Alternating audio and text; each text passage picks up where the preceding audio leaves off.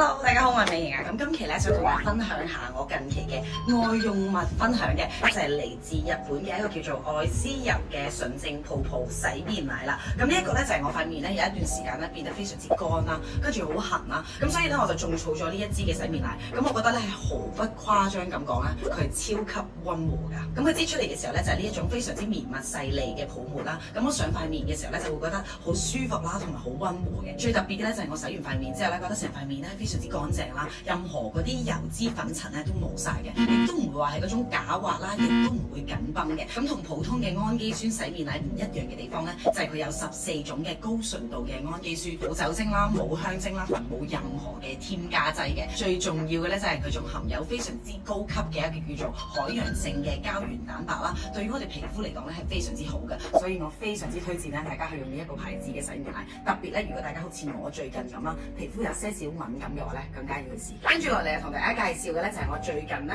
託朋友咧喺意大利幫我買翻嚟嘅一個 BV 嘅袋啦。咁其實咧我自己個人咧係有好多 BV 嘅產品嘅，我好中意佢呢個牌子咧就係好識力長得嚟咧，佢哋係好低調嘅。咁呢一個袋咧就係我近期咧成日都孭出街嘅。咁最中意嘅原因第一點咧就係佢好獨特嘅一個 BV 嘅一個編織嘅圖案啦，同埋佢係一個長方形嘅形狀嘅。與此同時咧，我好中意佢呢個黑金嘅呢一啲細節啊，同埋佢非常裝得到嘢。佢入面咧就係有一個暗格啦，跟住入面咧就係有咁大嘅容量嘅。咁我平時出街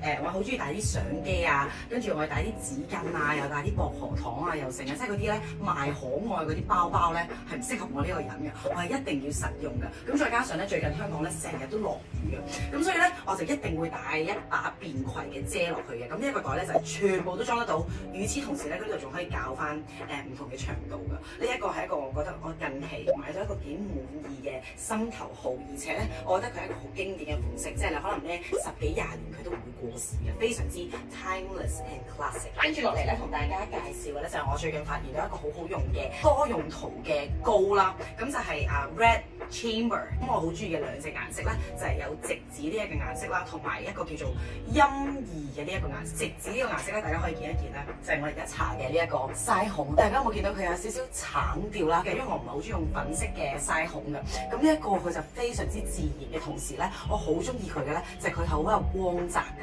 即係咧，你化咗妝之後咧，你再搽上塊面嘅時候咧，你完全可以省去咗再搽高光呢一個步驟。點解話佢係多用途膏咧？咁其實咧，你可以搽喺腮紅呢個位啦，亦都可以用佢嚟做眼影啦，亦都可以用佢嚟搽唇膏。咁另外呢一隻咧，陰兒呢個顏色咧，大家就咁睇佢啦，有冇覺得佢有少少似咖啡色調，似係嗰啲打陰影嘅嗰啲膏體？呢一個咧係一個偽素顏嘅胭脂嚟㗎。我好中意咧，有時候落街懶嘅時候咧，就咁搽個防曬啦，然之後咧再搽呢一隻咧，基本上睇唔出你搽咗腮紅，但係又可以稍為幫你提亮你嘅膚色嘅。而且呢一個顏色咧係非常之驚喜地咧，係適合任何黃皮膚。我覺得大部分皮膚嘅人咧去用佢咧都非常之適合㗎。好啦，咁我今期嘅愛用品分享咧就喺度結束啦，希望大家會中意我呢一期嘅視頻啦。